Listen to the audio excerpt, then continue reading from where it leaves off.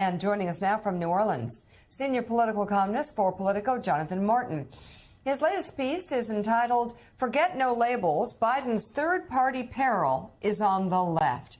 And Jonathan, you write in part this: it's the left that presents the most acute peril to the president. Few in the administration sense the danger more than Vice President Kamala Harris. From holiday parties to a dinner at her residence last month for a group of prominent black men, Harris has been telling sympathetic Democrats outside the White House that she recognizes the political challenge posed by Biden's unwavering public support for Israel. I'm told by officials familiar with her comments at the events. Yep. Part of the president's challenge, particularly with younger Democrats deriving their news almost entirely from social media, is they don't hear of Biden pushing Netanyahu behind the scenes.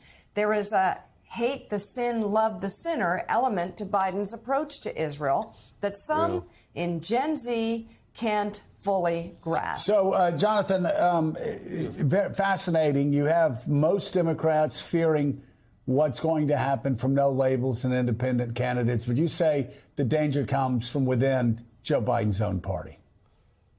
Well, or the far left, folks that would otherwise be Democrats, Joe, but are now sort of radicalized. And Democrats have touched this stove twice in the last quarter century, right? They lost in 2000, of course, in part because of Ralph Nader on the left, and lost in 2016 in part because of Jill Stein on the left. And it's a more acute challenge now because you've got a conflict in the Middle East that's galvanizing and radicalizing younger voters and sort of leaving them to say, well, as you know, the old line, Joe, that you know so well, that there's not a dime's worth of difference between the two parties.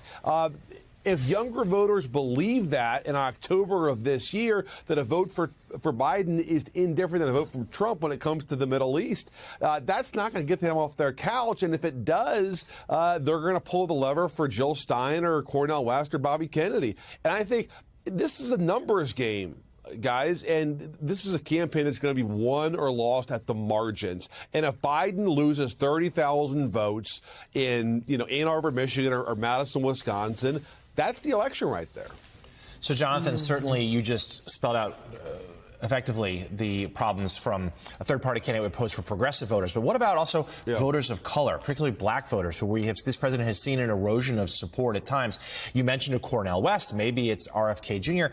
What's the level of concern there? That it's not just a third-party candidate could draw away progressives, but also part of what should be considered the Democratic base, black voters. Yeah. Well, that's an enthusiasm challenge that is significant that I think the Biden folks recognize they have to work on. But I think it's not totally separate from his challenges on the far left. Talking to Democrats last week for my column, one of the things that stuck out to me was black pastors starting to criticize Biden on the Middle East. One congressman told me a black pastor took him aside and said, what's going on with this war in Gaza? Because my parishioners are starting to bring this up. That's a black church. That's not, the barista in Madison, Wisconsin. So it's a real challenge, Jonathan, that includes black voters, too. Jonathan, Al Sharpton, when you talk about black churches and others that have raised the question, and that's clearly the case. I mean, I certainly came out strong when January, October 7th happened, but clearly I'm disturbed with Netanyahu and I'm disturbed what's going on in Gaza.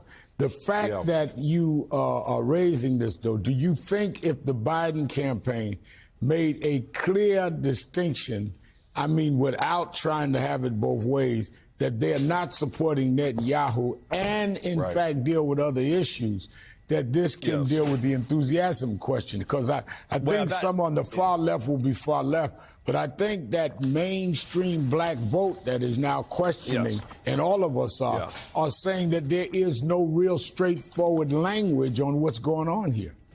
Well, here's the reluctance, Reverend, on that, is that the Biden folks are trying to get this moonshot deal in the Middle East. And I think to do that, you can't really come out against Netanyahu because they're trying to get a deal with the Israelis and the Saudis in which there would be some path toward a two-state solution. You would also get a security deal between the U.S. and the Saudis would recognize Israel as a state.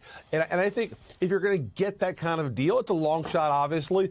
You can't really cut ties with the current prime minister of Israel during negotiations. But there's no question that there's immense pressure on Biden to start, at least subtly, taking steps away from Bibi. And guys, you saw it last week. It was a modest step, but, you know, Biden coming out with that order and leveling sanctions on a handful of settlers, in the West Bank, I was told by folks in the White House a step toward the sort of left-wing base of the party of we're not just rolling over for Bibi.